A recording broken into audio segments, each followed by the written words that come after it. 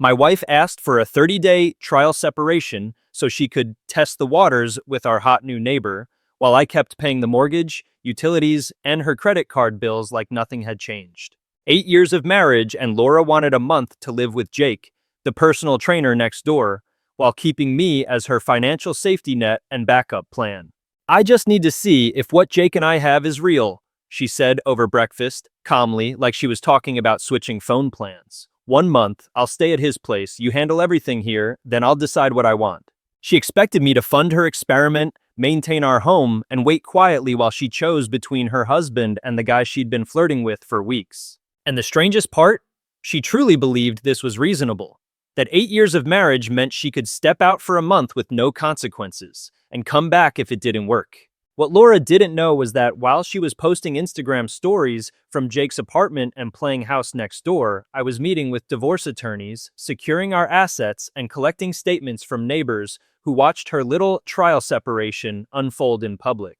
I filed for divorce on day 21 of her 30-day test, before she came back, before she got to decide. I had the witnesses, I had the social media trail, I had the financial records showing she'd walked out on our marriage. And when she walked back into our house expecting a conversation about her feelings, I served her papers citing irreconcilable differences. Because I learned something while she was busy testing the waters. I'm nobody's backup plan, not even my wife's. Laura and I had been married for 8 years. I was 32, a software developer making $95,000 a year. Steady job, good benefits, predictable income. Laura was 30 and had stopped working 3 years into our marriage. She said she wanted to focus on our future and be available when we started a family. The family never came, not for lack of trying, but because Laura quietly lost interest in that plan after the first couple of years. Instead, she filled her days with social media, online shopping, and what she called maintaining our social connections, which mostly meant lunch dates, workout classes, and Instagram stories. I handled the bills, the mortgage, the insurance, the savings. Her credit cards were linked to our joint account, so she never really had to think about money. I told myself that was just part of being a good husband. I thought stability was enough. I thought being reliable, present, and financially responsible was what marriage was built on.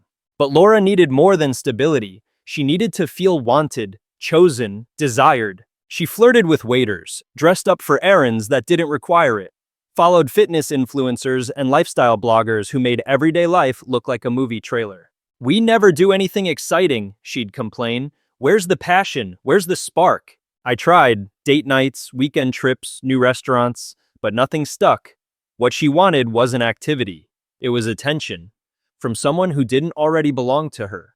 And I was safe, reliable, predictable. In other words, I was her backup plan. That's where Jake came in, 29 years old, recently divorced, personal trainer who moved into the house next door 3 months ago.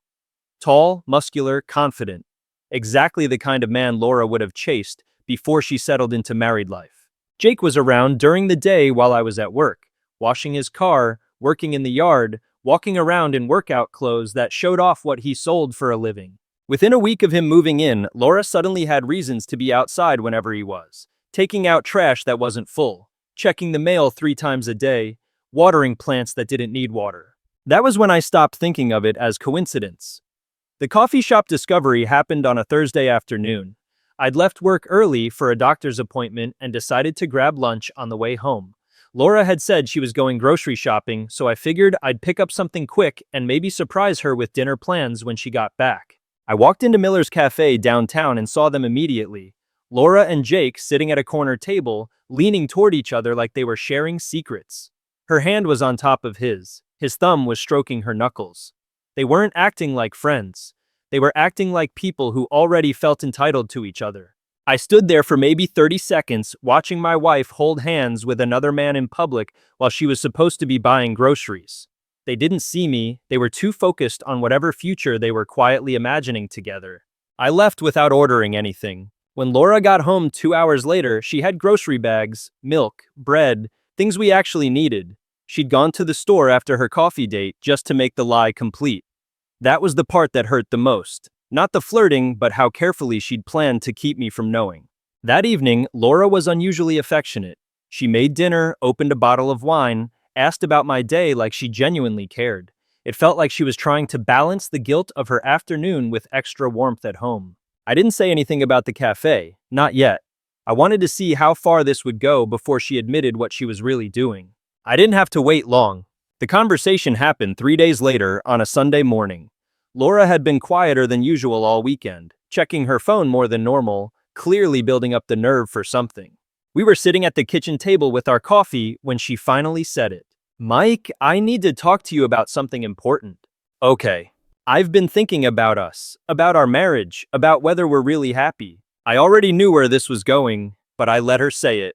"Jake and I have been talking, and I think I have feelings for him. Real feelings. And I think I owe it to myself and to you to explore that before I make any permanent decisions about our marriage." She didn't say she wanted to leave. She asked for a month to test the waters, to see if something better was out there while keeping me right where I was. Laura had it all planned out. She kept her key to our house. I kept paying the mortgage, utilities, her credit cards, her car insurance, everything. She would spend most nights at Jake's place but could come back any time to grab clothes, check mail, or use our house like a hotel when it suited her. "I need you to promise not to ask questions," she said. "No checking up on me, no demanding explanations. This only works if I have complete freedom to figure things out." The rules were simple. I funded her experiment while she decided whether I was still worth keeping. "What about my feelings?" I asked.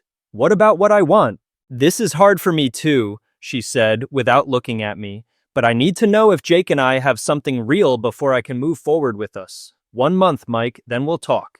I agreed, not because it made sense, but because I was still trying to process the sheer audacity of it. She wanted to live with another man while staying married to me. She wanted to test drive a new relationship while keeping her current one as insurance. 3 days later, Laura moved most of her clothes to Jake's house. She left her makeup in our bathroom. Her mail still came to our address. Her car stayed in our driveway when she wasn't using it. Our home had become her storage unit and safety net. The first week was surreal. I went to work, came home to an empty house, and made dinner for one while still paying for two. Laura would text occasionally, not to check on me but to manage her convenience. "Just grabbing some things from the closet. Left the coffee maker on. Can you turn it off? Make sure my mail doesn't pile up." She was treating our marriage like a utility she could turn on and off. Some nights I would lie in bed staring at the ceiling, listening to the quiet, knowing my wife was a few houses away in another man's arms, on a bed I was still paying for. I'd get bank notifications for her spending while she was figuring things out. Grocery runs I never ate, gas charges for trips I wasn't on. Her life with Jake was still being funded by my paycheck. The worst part wasn't even the cheating. It was realizing she felt entitled to my stability while she gambled with our marriage. That was when it stopped feeling confusing and started feeling calculated. And the neighborhood noticed. Mrs. Rodriguez from across the street asked if everything was okay when she saw Laura coming and going from Jake's place. Tom down the block mentioned he'd seen them at the park together, looking pretty cozy. I realized I was paying the bills while my wife played house next door. By the end of the first week, I stopped feeling confused and started thinking defensively. I called my friend Kevin, who'd been through a brutal divorce 2 years earlier. "You need a lawyer," he said immediately. "She's already living separate while keeping all the benefits of marriage. That never ends well for the person paying." He gave me the number for Michael Chen. And for the first time since Laura left, I felt like I wasn't completely powerless anymore. Michael Chen's office was downtown in a glass building that made everything feel serious and final. I'd never needed a divorce lawyer before, never thought I'd be sitting across from one explaining how my wife had moved in with the neighbor while keeping me on the financial hook. "Trial separations aren't legally recognized," Chen said after I explained the situation. "What you're describing is abandonment with financial exploitation. She's living separately while maintaining marital benefits at your expense." He asked direct questions. How long had this been going on? Did she take any assets when she left? Was she contributing to household expenses? Did we have joint accounts? "I need you to start documenting everything," he said. "Her absence from the home, her financial dependence on you while living elsewhere. Any evidence of the relationship that caused her to leave." That was when I started paying attention differently. Mrs. Rodriguez from across the street had more to say when I actually asked. She'd seen Laura and Jake together multiple times over the past few weeks, holding hands while walking to his car, kissing on his front porch, sitting together on his back deck in the evenings. I didn't want to say anything before, she told me while we were both getting our mail, but everyone's been wondering what's going on. She's over there constantly, but her car's still in your driveway. Tom from down the block was more direct. Look, man, I don't want to get in your business, but we've all noticed. She's basically living there. They go grocery shopping together, come back with bags, act like a couple. It's pretty obvious. The whole neighborhood knew my wife was cheating openly. But Laura was making it even easier than that. She was documenting everything herself on social media. Instagram stories from restaurants I'd never been to, location tags from Jake's neighborhood coffee shop, photos of brunch dates and evening walks, posted like she was celebrating her new freedom. She wasn't hiding the relationship. She was advertising it. One story showed 2 coffee cups on a table with the caption, "Perfect Sunday morning." Another showed a sunset from what was obviously Jake's back deck, a selfie from his gym with new workout partner. She was building my evidence folder for me. Meanwhile, I followed Chen's advice. I opened a separate bank account and redirected my paycheck. I checked the deed to our house, my name only since I'd bought it before we got married. I started keeping records of every expense I covered while she lived somewhere else. If this goes to divorce proceedings, Chen had said, the court will want to know who contributed what and who abandoned the marriage. Start building that case now. It was the first time since Laura left that I felt calm. Not hopeful, just clear. This wasn't about saving my marriage anymore. It was about protecting my life. 3 weeks into Laura's trial separation, I had neighbor witnesses, social media proof, and financial documentation of her abandonment. She was busy falling in love and posting about it, while I was quietly building the legal foundation that would decide how this ended. While she tested the waters, I secured the shore. On day 21 of Laura's trial separation, I walked into Chen's office with a folder thick enough to choke a horse. I'm ready to file, I said. Chen looked through everything I'd compiled.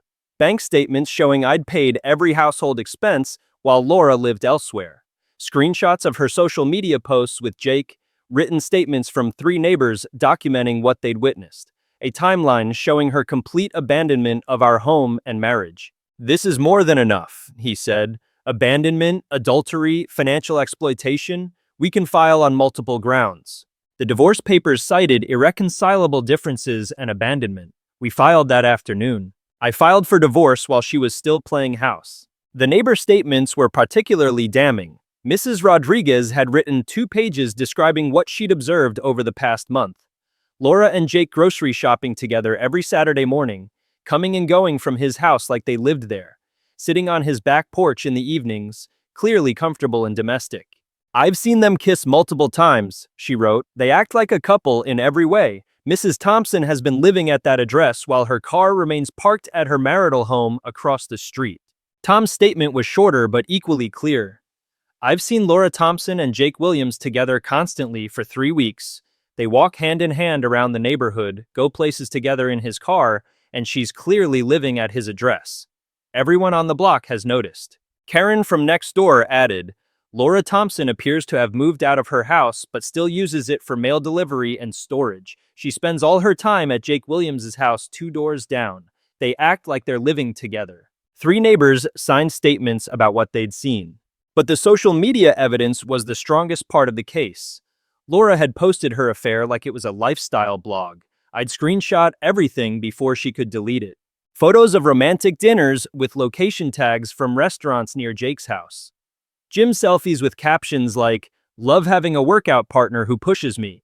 Sunset photos from his deck with romantic quotes about new beginnings and following your heart. One Instagram story from the previous weekend showed 2 wine glasses with the caption, "Perfect Friday night with my favorite person."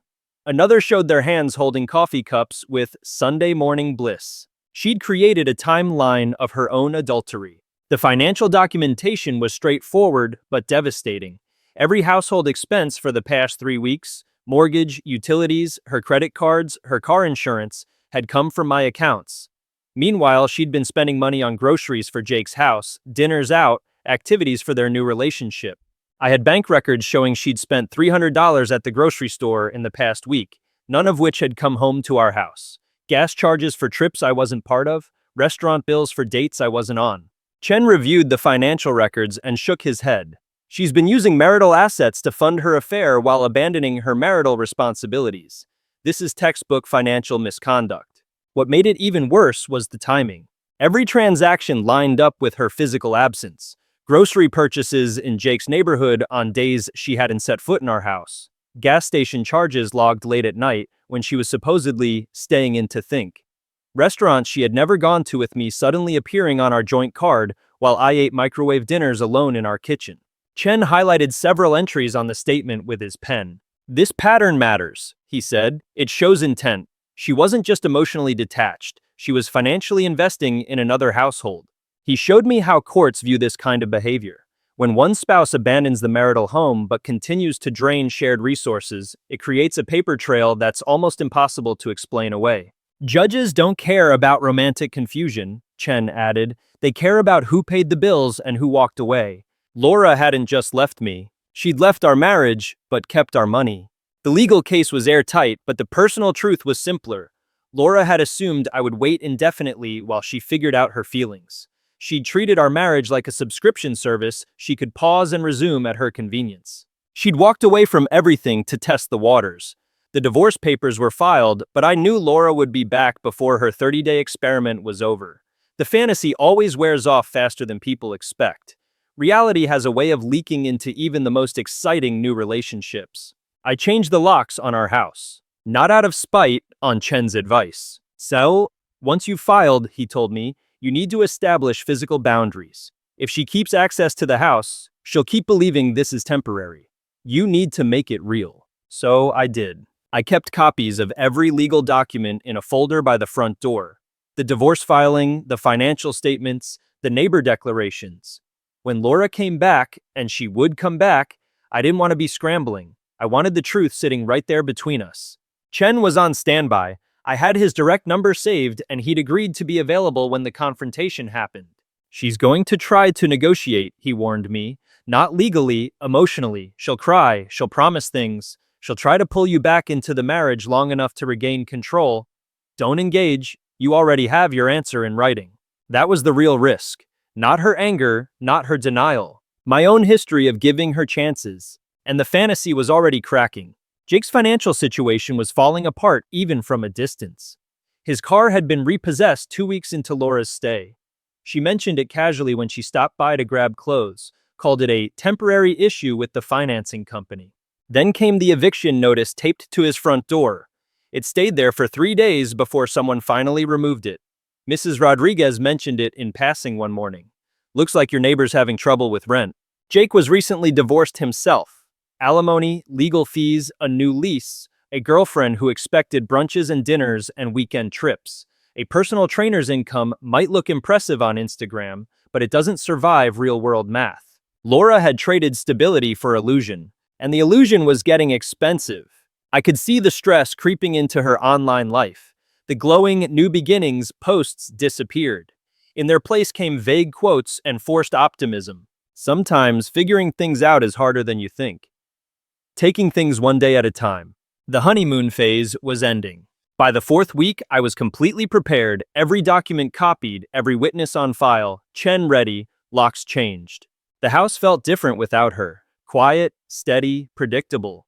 I was sleeping better, eating better, thinking clearly for the first time in months. I wasn't waiting anymore. I was ready for the moment she realized she'd tested the wrong waters and found herself with nowhere to swim back to. Laura came back on day 27 of her trial separation. I heard her car pull into the driveway at 6:30 on a Saturday evening, followed by the sound of her trying her key in the front door. When it didn't work, she knocked. Then she knocked harder. Mike, my key isn't working. Can you open the door? I opened it to find her standing there with a suitcase, looking like someone who expected to be welcomed back for a conversation about her feelings. The locks were changed, I said. Why would you change the locks? Because we're getting divorced. She stared at me like I'd spoken a foreign language. So, Mike, we need to talk. I've learned a lot about myself over the past few weeks, about what I really want, about us. I'm sure you have. I handed her the folder from the table by the door. These are divorce papers. You're being served. Laura took the papers like they might bite her. Divorce papers? Mike, you can't be serious. This was supposed to be temporary, a trial separation, so I could figure things out. You did figure things out. You figured out you wanted to live with Jake while I paid your bills. I figured out I didn't want to be anyone's backup plan. She opened the folder and saw the bank statements, the neighbor declarations, the screenshots of her social media posts. Her face went pale. You've been documenting everything. Everything. Your abandonment of our home, your affair with Jake, your use of marital assets to fund your new relationship. It's all there. The papers cited irreconcilable differences and abandonment. Laura sat down heavily on the front steps, still holding the folder. This is crazy. People make mistakes. Marriages go through rough patches. We can work through this. This wasn't a rough patch, Laura. This was you moving in with another man while expecting me to subsidize it. It wasn't like that. I needed space to think. You needed space to test whether Jake was a better option than me. And when that didn't work out, you wanted to come back and pretend it was just a phase. She looked up, tears starting. Chassi, how did you know it didn't work out? Because you're here. If Jake had been the answer, you wouldn't be standing on my porch. Laura's mouth opened, then closed again. For the first time since I'd known her, she didn't have a script. She glanced past me into the house. The lights were on. The place looked calm, orderly. Not like a man waiting to be chosen, but like someone who had already moved on. You changed everything, she said quietly. You didn't even give me a chance to explain. You had 27 days, I replied. You just didn't think I'd use them too. Yeah, that's not fair. It is. You left, I stayed, you tested, I decided. She hugged her arms around herself. I thought you'd be here, waiting. I thought I could come back and we'd talk about it. That was the plan, wasn't it? I said. You try out Jake, and if it didn't work, you come home like nothing happened. Her silence answered for her. I wasn't supposed to have a choice, I continued. I was supposed to be your safety net, your backup plan. She looked down at the folder in her hands. You don't get to treat people like that and expect them to stay, I said. Not anymore. That's when the manipulation started. The tears became sobs. The promises came fast. I made a mistake. I realize that now. I love you. I choose you. Can't we just forget this happened? No. I'll cut all contact with Jake. I'll get counseling. I'll do whatever it takes. The marriage is over. You didn't just cheat, you left. You funded a new life with someone else using our money. You treated our marriage like a subscription you could pause and restart. This is vindictive, she snapped through tears. You're punishing me for being honest about my feelings. I'm protecting myself from someone who sees me as a second choice. That's not what this was. Then what was it? She had no answer. 2 months later, we were in family court.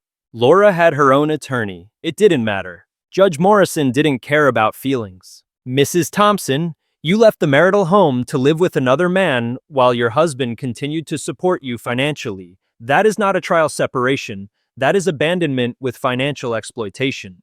Her lawyer tried to argue intent. The judge shut it down. The evidence shows adultery, abandonment, and financial misconduct. Mr. Thompson will retain the home. Minimal spousal support will be awarded. Walking out of that courtroom, I felt something I hadn't felt in a long time. Control. Laura had tested the waters. She drowned in them. 6 months after the divorce was finalized, I bought new furniture for the house. Not because the old stuff was broken, but because I didn't want to keep living inside memories that belonged to someone who saw me as a backup plan. The house felt different now. Quieter. Lighter. No tension humming under the walls. Everything in it existed for me. My routines, my sleep schedule, my work days, my weekends.